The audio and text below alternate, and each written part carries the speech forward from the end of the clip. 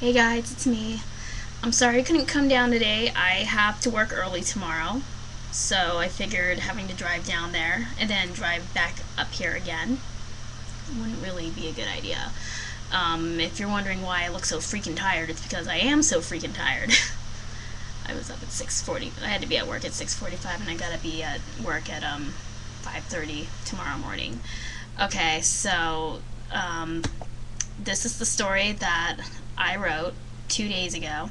So just whatever comments you have are welcome. Just be gentle. Whatever you have to say. Be honest, be gentle. And again, I'm really sorry I couldn't be with you guys tonight. If I had it my way, I would, but such is life. That's the way the cookie crumbles. Okay, without further ado, I'm just gonna go straight into it. Thankfully, my YouTube account is letting me go 15 minutes instead of 10, so hopefully I don't have to read this too fast. Okay, guys, this is my story, Mud Angels. Charlie nearly knocked over an elderly lady in the process, but when he was sure he was safe, he retreated to a park bench a few blocks from his house. His new suit squished as the mud clinging to the fibers made contact with the damp wood. The clouds were beginning to open again to allow azure sky and sunlight to flood through. When he caught his breath, he looked down at his new dress shoes, caked with even more mud. A wave of trepidation filled him as he saw his footprints betray his escape route. "Hello, son. Mind if I sit here with you?" The man looked to be in his mid-30s, but he radiated a youthful energy, and his eyes matched the newly refreshed sky. Charlie smiled and nodded.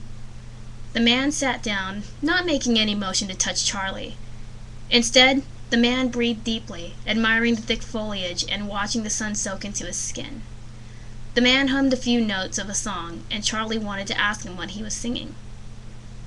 "So what are you doing here all by yourself?" he asked in a friendly voice. "You're a little young to be out here alone, don't you think?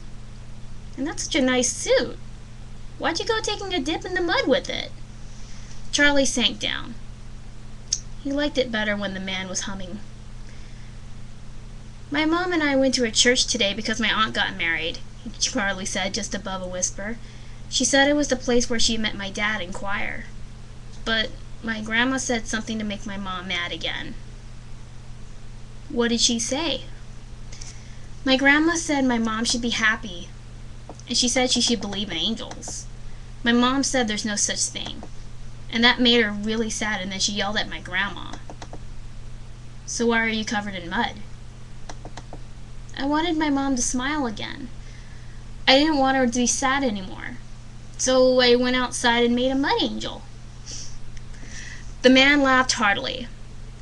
"That's a sweet thought," he said to Charlie. "So your mom got mad because you ruined your suit? Did you tell her why you did it?" "No. Why not? She started yelling at me too. So I ran. Now I'm here." The man kept smiling and nodded. Charlie always wanted to smile back at the man. He didn't make Charlie feel like a bad boy like his mother's boyfriend usually did. "Do you believe in angels, son?" the man asked tenderly. Charlie shrugged.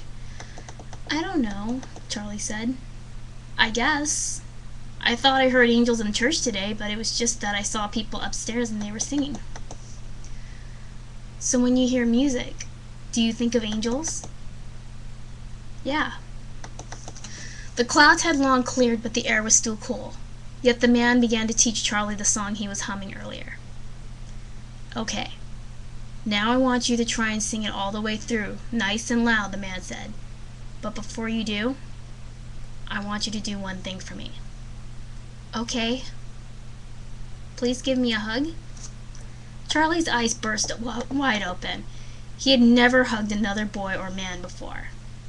But when Charlie did, he breathed in the man's scent and seared the memory of his green silk shirt against his skin forever in his heart.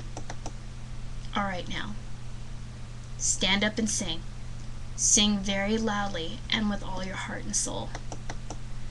Charlie stood up, his shoes sinking into the mud again, and began to sing like the man had taught him. When he sang, the corners of his mouth turned up and without his knowledge or consent. He began to reach the end of the song, or at least the end of the song as he knew it.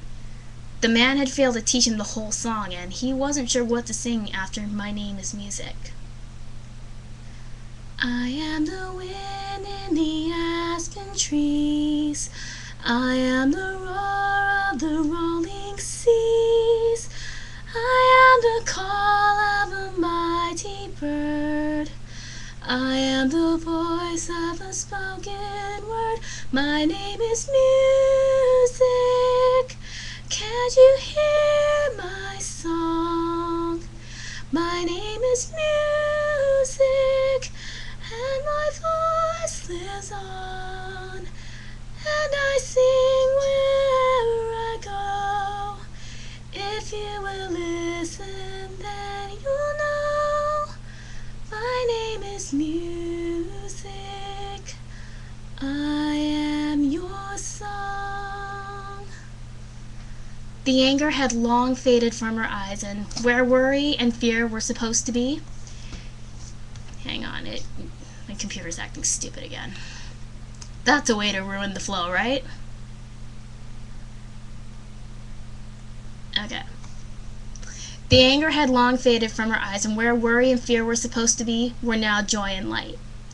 His mother no longer cared about how gritty the mud was or the bill for the dry cleaner, only for the feel of her little boy back in her arms. "I'm so sorry, baby," she said, wiping his tears before her own. "I didn't mean to hurt you. Thank you for trying to make me smile again." Charlie sniffled before accepting her apology and snuggling with her. Charlie told her of the song the man taught her, and the memory lit in her eyes. For the first time in his 4-year-old life, his mother spoke of the father who had died long before he was born, before he had even known he had become a father. "He had such an angelic voice, like yours," she said. "I loved him as soon as I saw him. When we sang this song together, it was heaven on earth." His mother went through her purse and opened a hidden compartment. Charlie had never seen the wrinkled picture before, but he recognized his green silk shirt and the smile the man blessed him with. And then when Charlie turned around to see the direction where he had gone, the ground was void of footprints, coming neither to nor from the bench. Well, I hope that didn't suck too loud, so... And nobody came bursting into my room to interrupt, so... Cool. And I'm way under 15 minutes. That's so cool. So before I shut this down, because I have a Frappuccino over here that is melting from neglect, Ed, I hope you have 25 bucks. Here it is.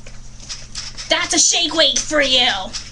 This is going to be excellent for my arms and for my abs. Well, mostly for my arms. That's what it's up for. But it's going to work excellently on my abs because it's a workout with a good laugh. Okay, guys. That's really enough. Okay, I'm going to get off now before I break anything else. Bye, guys. Have a good night. I'll hopefully see you next week when my schedule cooperates with me.